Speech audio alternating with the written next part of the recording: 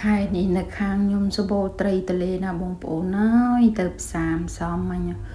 ឃើញត្រីទនេលគេមួយនឹងប៉ុណ្ណាណៃបងប្អូនចាហើយមួយនឹង3គីឡូ2ខាំនេះខ្ញុំលេងលោកយកទឹកក្បាលមកទេចាយកមកស្លកកោថ្នោតផងលីជាមួយគោម្ដងផងអូយនិយាយថាពីចាប់ជាតិចូលគ្នាល្អអើយសាញ់ឆ្ងាញ់ចាហើយនេះ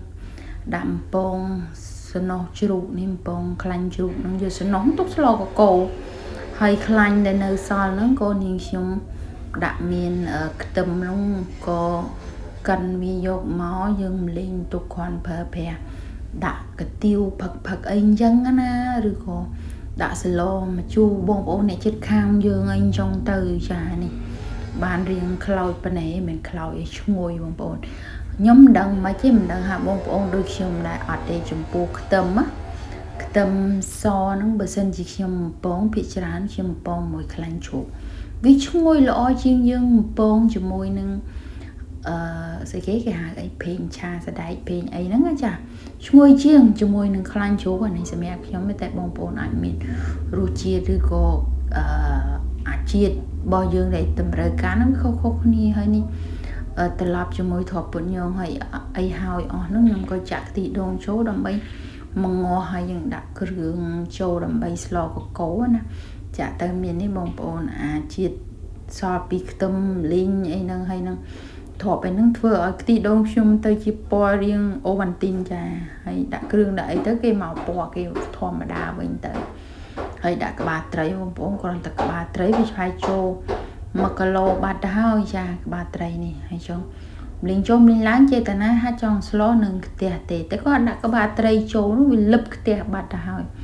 អញ្ចឹងនោះក៏ផ្ទេដាក់ចូលឆ្នាំងតែមុនផ្ទេចូលឆ្នាំងនោះក៏ដាក់ស្ករប៊ីចេងអំបិលអីឲ្យមកត្រូវមកជាតិរបស់យើងចង់បាននឹងសិនមកចានេះខ្ញុំដាក់ស្ករបន្តិចអំបិលបន្តិចប៊ីចេងបន្តិចក៏ដាក់ត្នោតចុះមកត្រឡប់ទៅត្រឡប់មកអូយមើលដាក់បន្លែមិនទាន់អស់ផងហ្នឹងទុំដាក់បានមកបន្តិចហ្នឹងវាដូចមិនទេកើកតែក៏ផ្ទេមកចូលឆ្នាំងឲ្យថែមកលីងដាក់បន្លែហ្នឹងប្រអស់មកចូលទៀតមកយើងដាក់គ្រឿងដាក់ខ្ទិះដូងចូលមកងាស់វាទៅហើយសឡកកូនហ្នឹងស្រួលណាបងប្អូនបើយើងអ្នកខ្លះគាត់ចូលចិត្តអាសឡកកូដែលមានបន្លែច្រើនមានលហុងមានដូចជាទ្រាប់មានអីចឹងលាយចូលនេះច្រើនបើខ្ញុំស្លកកូខ្ញុំមិនសូវចូលចិត្តបន្លែស្មុគស្មាញហ្នឹងទេបើគុំដងទៅបើថ្នោតទៅតែថ្ងៃនេះដោយសារទិញថ្នោតបានតែ2ហើយក៏លាយគុំដងប្រហែលជា4ខាំទៀតហ្នឹងអស់4000យកមកអូយត្រូវជាតិគ្នាសាហាវតែម្ដងចាហូបតែម្នាក់ឯងហ្នឹងមួយចានណា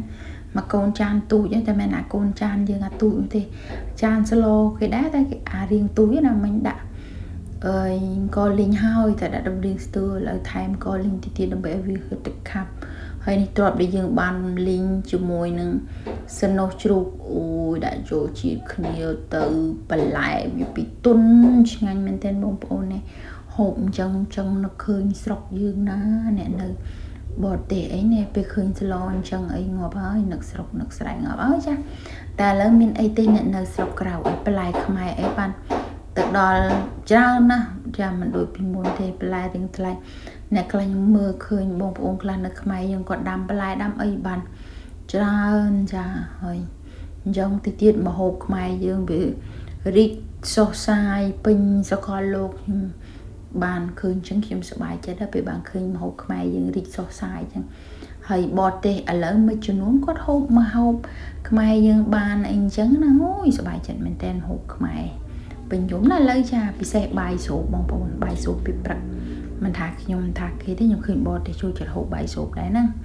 ចាអរគុណបងប្អូនសម្រាប់ការតាមដានទស្សនាវីដេអូរបស់នេះខ្ញុំពីដើមដល់ចប់ជម្រាបលាបាយបាយ